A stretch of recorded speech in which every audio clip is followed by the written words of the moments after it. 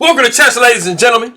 All right, man, I appreciate you guys very much for stopping by. So, as you guys know, or probably don't know, maybe, we do have the Fischer Random World Championship going on right now. So, I did go ahead and grab one of the games between Nepomniachtchi and Wesley. So, and this is the third game they played with each other today.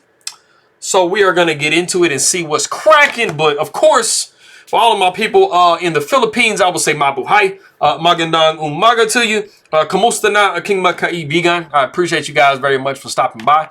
Anybody who is coming from Russia, I will say privyet, dobre otra, kakadela, and spasibo for coming by and taking a look at my stuff. I really appreciate it very much. You know, you guys might be wondering about the image that I have next to Nepomniachtchi. I said in a couple of videos ago when I did one on Alexander Kosteniuk that if the player is not representing Russia right now and they're kind of like in an in-between thing and they are opposed to the conflict in Ukraine, then they will have this little flag here. It's a little bird with the Ukrainian colors with an olive branch, you know, trying to be peaceful. And he was one of, I think, about 50 players that actually wrote a letter to Vladimir Putin, you know, protesting against, you know, the war in Ukraine. So that's why I have that down there. So that clears that up. So let me just touch this over a touch. Okay. But yeah, man, if you guys are ready to go, let's take a look, see what we got for this game, homie. So, all right, we got the move C4. And so, you know, it's not called anything, but we do have the move B5. And the thing that I would probably relate this to the most would be the Janus, you know, gambit of the English opening. Or it could also be kind of like a Banco. You guys that play D4, you know, whenever you have C5 and D5s and you have the move B5, you know, that's kind of, you know, what that's doing. I'm not specifically sure if you take here, if you are trying to go A6 and then captures here. Probably not, because you don't have a bishop on this square. So it's not really going to be doing much. It's chess 960, so it's a little bit different. We do have the move C5, and then we have the move E5. You know, of course, white would really like to get D4 in, but E5 is just trying to shut that down. You know, black is trying to make their own claim in the center for sure. So we do have the move B4. We got D6, trying to break down that little pawn chain that you got going on. So we do see up bishop to B3, most logical square for it to go to. And now you kind of have bishops, you know, eyeballing the king a little bit, man. So, you know, you got to be a little bit careful if you're black, right? So we do see the move A5 and we got A3. You know, black probably really wants to get this A4 move in and kind of back this bishop up somewhere. You would either have to go back here or just go back to where you started from. So it'd be a pretty big inconvenience. So like I said, we do see the move A3. We got bishop to F6, just trying to contest those bishops, because as you guys can see, like I said, I mean, those bishops are kind of crazy. So we do see the move E3. We got knight over to E7. We got the move F4. And then we have the move E4. Now, you have many different options in this position. This is definitely one of the best ones. But, you know, what white is hoping for is, I mean, you have this rook kind of active, right, on this. If you can get this open up. So, of course, if you see pawn takes, we would probably see pawn takes D6 and then pawn takes D6. And then we would see rook taking F4. And, I mean, you're looking at castling next move. So, you do have a lot of pressure down this you know, half open file. If black did, you know, oblige you by taking the piece. And of course, this is a little bit better for white. So, you know, Wesley Soul's like, bro, I'm not helping you win, son. So, like I said, we do see the move E4. And that kind of shuts down the bishop, but it also kind of shuts down the queen. And it kind of doesn't really allow these knights to develop as normally as they'd like to. So we do see pawn taking D6 in this position, pawn takes D6, and then we do see the move knight to E2. As you can see as white, I mean, you're going to kind of have to do a little bit of maneuvering with your knights in this position because, like I said, you don't have a pretty much a way to directly, you know, develop them as, you know, just like you would like. And this bishop is in the other square that the knight can go to, so they're kind of jammed up for the moment.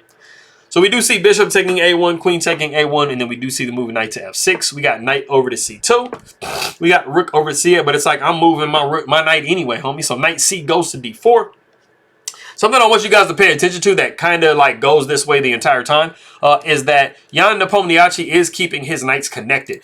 So as you can see, this knight is a knight jump away from this knight. So, you know, it is a good idea when you are playing games to try to see if you can like link them up in that way, because then if one gets taken, I mean, you have another one that can basically replace it. So that's something to keep in mind too. So we do have pawn takes b4, pawn takes b4. We got bishop to d5. White is like, I'm not really worried about trading. So bishop does take d5. Knight e takes d5. And then we do see knight to f5. And, you know, we're basically asking black, man, if you get hungry for pawns, we're going to get hungry for a rook and a king fork, homie. So don't be that hungry, son. So the rook does come down to c2. And I mean, white is, I mean, in, I'd say, a slight pickle just because they are having 2 pawns hit. And this rook has moved itself out of the way of that fork. So, I mean, everything looks like everything for black, even though the computer says, man, I like white. But, you know, computers are crazy, bro. So we do see the knight e going to g3, like I said, trying to keep those knights connected. And then we do see the queen going over to c8. And we have reached a pretty interesting position. There is a move that you can play in the position if you are white. And it is something that Jan Nepo does find. If you want to go ahead and pause the video and see what move that is, go ahead and do so.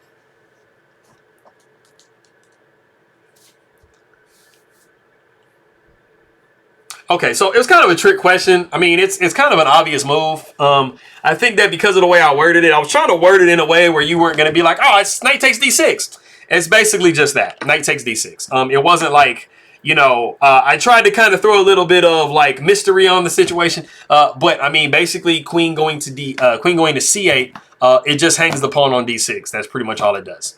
And that's it. So knight takes d6.